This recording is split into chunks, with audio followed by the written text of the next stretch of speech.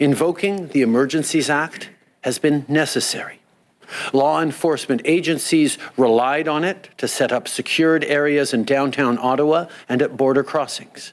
It prevented foreign money from continuing to fund illegal blockades. And it's making sure our borders remain open. The Emergency Act, well, it passed in the House of Commons with a majority of members of Parliament voting in favor of Justin Trudeau's Emergencies Act. Was it necessary? Did we need it? And now what happens next? Brian Lilley is with me, and this is such an important issue for Justin Trudeau, Brian. He didn't even show up to the House to vote for his own legislation. I've been covering votes in the House of Commons for about 20 years now, Adrienne, and this is the most important one that I ever watched in person or virtually. I'm not the Prime Minister, so I didn't show up, but it was shocking that he was not there to cast his vote, and neither would his government declare whether it was a confidence vote or not. Now, they won easily, 185 to 151, but they were asked, is this a confidence vote? They just said, time for debate is over, it's time to vote, and then they voted. But, you know, we didn't need to get to this point. His own Liberal MP said that. The NDP leader, Jagmeet Singh, said that. Sadly, they voted for it, but we didn't need to get to this point. What we needed was effective policing in Ottawa and the use of existing powers everywhere else. I think that it would have gone such a long way had Prime Minister Trudeau, who has been sowing so much division in this country, has used so much vitriolic language against anybody that doesn't agree with his government. And it just continues to divide us as Canadians. It would have gone so long, I think, Brian, if his tone had been far more conciliatory, if it had been empathetic and wanting to talk about what we need to do to come together as a country. People are frustrated, people are angry, and he could have shown some semblance of empathy for that. I would like to ask the Prime Minister if he would be willing to lead by example and apologize to Canadians that he called racist and misogynist and with unacceptable views because he disagreed with them. I think it would go a long way, Mr. Speaker. Would the Prime Minister rise today, and would he lead the way? But instead, he again doubled down on this Emergencies Act, which continues to divide, and he doesn't have any real explanation as to why now. So it only explains. So it says to me what's coming in the future, and that financial component to the Emergencies Act that seems to be really where the Liberals are focused. As of today, all crowdfunding platforms and the payment service providers they use must register with FINTRAC, and they must report large and suspicious transactions to FINTRAC. The government will also bring forward legislation to provide these authorities to FINTRAC on a permanent basis. So it was shocking to me when they announced the Emergencies Act was coming in, and how they were going to use it was to bring in, go after bank accounts. First off, we've never done that. But secondly, to add cryptocurrency and crowdsourcing or crowdfunding platforms like Kickstarter or GoFundMe or GiveSendGo, to add them to FINTRAC. FINTRAC has been in place for decades now to track money movements, to try and be able to see where organized crime or terrorist financing is moving. And it was shocking to me that these platforms and cryptocurrency were not already part of that. But if you want to add them to that, you use regular legislation. You go through the committee process. You draw from experts on how to do it effectively and efficiently and not shut down the system, not make it worse. They use the Emergencies Act. That's the part that they say they want to make permanent. Now, they will have to use regular legislation to do that, but I'm worried about what else they want to make permanent from this. I will tell you what they have done by voting to extend these provisions. They have made it normalized for the Emergencies Act to be declared, for it to be declared and used for political purposes, and for the banking system to be weaponized. I doubt that the bank presidents and CEOs and other executives are overly thrilled with that. But let's say that the government changes, there's a conservative in power, and somebody blocks a rail line to protest a pipeline, or There's an organization that is getting lots of funding from the states, like we've seen in the past, to try and shut down our oil industry. The future government can and now will be able to, without the other parties complaining, go after them using the Emergencies Act and shutting down bank accounts. And if they complain, well, then you just have to say, you did it first. Now, of course, this legislation is going to go through the Senate, which will, basically be rubber stamped there. And then all of these powers that the Trudeau government has now given themselves will be going on for how long? It's certainly not in perpetuity. Is there an expiration for this act? Yeah, there is. Now, the Senate, theoretically could vote against it, but the so-called independent senators group, it's been shown in the past that they vote more in line with Justin Trudeau and the Liberal Party than when there were Liberal senators in the caucus. So, it's going to pass the Senate. Now, the Emergencies Act was invoked on February 14th. The vote on February 21st was to extend it for 30 days from the day it was invoked. So from February 14th. That puts it at about March 16th when we're going to see this expire, unless they go to the House of Commons to seek an extension. Now, immediately after the vote on Monday night, Candice Bergen, the Conservative leader, tabled a motion to revoke it. Under Section 59, they can do that. Any 20 MPs can ask for it to be revoked. Mm-hmm. Next time the House sits, which is next Monday, February 28th, they have to begin 10 hours of debate and then vote on that. I'm going to guess that the powers could very well be rescinded before we ever get to that. So by the beginning of the first week of March, we're going to see the Trudeau government rescind that. If not, they're going to have a bigger hill to climb in explaining to Canadians why it's still needed and why it should survive another vote.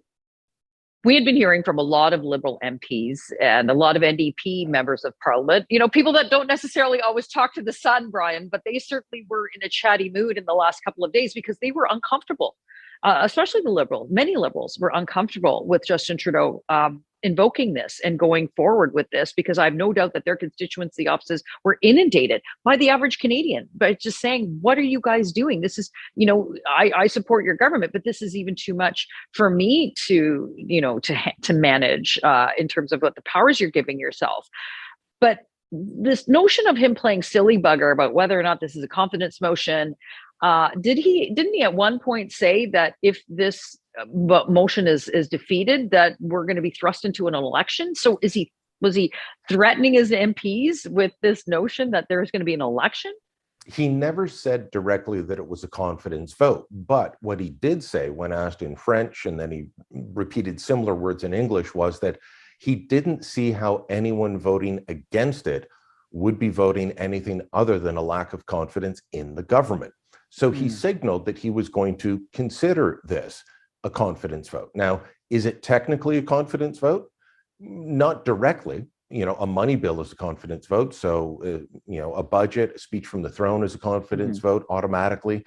But this isn't automatically a confidence vote. But the government can deem anything it wants a confidence vote. They were able to scrape through on Monday by doing that.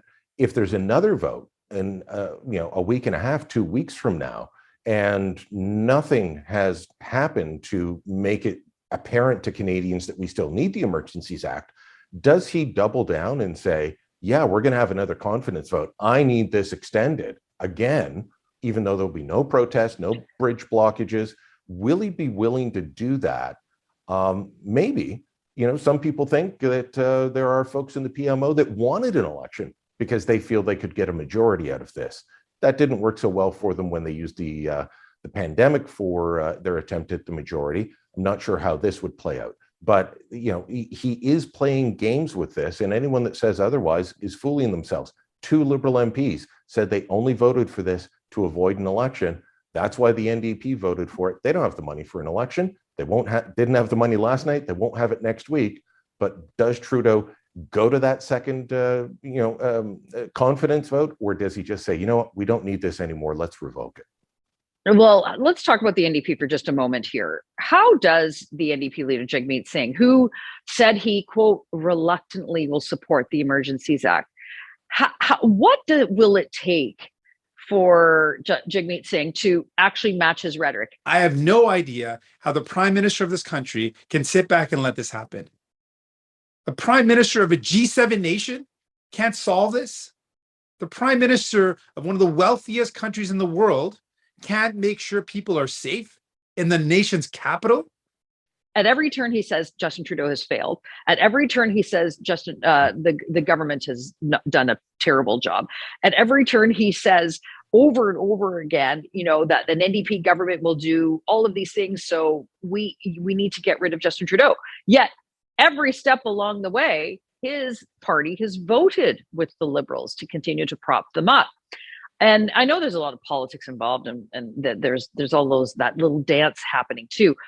People are fed up, and we need to immediately see leadership to fix this. But what would it take for Jagmeet Singh to not vote with the Liberals, particularly in this issue with the Emergencies Act? Like, what has to happen? At this point, I really don't know. I know a lot of people invoke the famous quotes from Tommy Douglas against the War Measures Act to try and shame Jagmeet Singh into this. It didn't work. I will say the Emergencies Act is nowhere near as draconian as the old War Measures Act that it replaced, and there's checks and balances in it that weren't there. But Jagmeet Singh is trying to survive a hostile takeover of the NDP by the Liberal Party.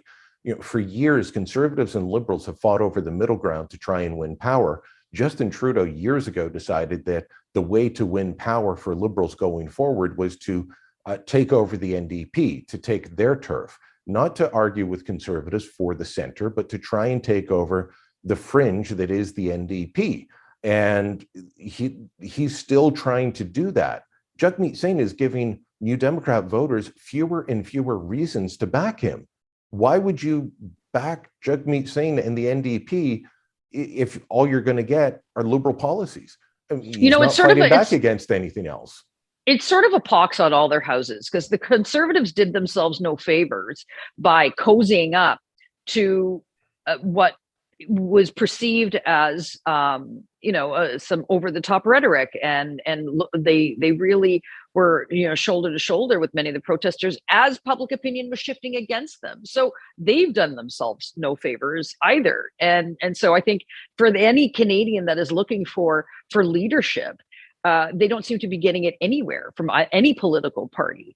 And in times of crisis, and if this country we're defining this as a crisis, we look for leadership. We look for someone that brings us together instead of the ridiculous and insane rhetoric that we're hearing in the House, including one Liberal MP who just said that the notion, the term honk honk is an acronym for Heil Hitler. How much vitriol do we have to see of honk honk, which is an acronym for Hail Hitler, do we need to see by these protesters on social media?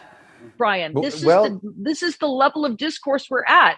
And I know what the Urban Dictionary says, but I looked it up. Who knew? Adrienne, it is in the Urban Dictionary, but of course, the Urban Dictionary also has many other definitions. Who knew that when you're a little is. kid? Yeah, who knew when you're a little kid and you're on a road trip with your parents and you look at the trucker and you go like this, honk honk, that you're suddenly an instrument of white supremacy? I mean, this is the level of discourse that the Liberals have brought us to, and it's dangerous and it's concerning. And I know Canadians often have short memories when it comes to the next election, but this is certainly going to be a finer point beyond the pandemic when people are talking about whether or not they are what their voting issues are going to be come the next election. Do you not think so?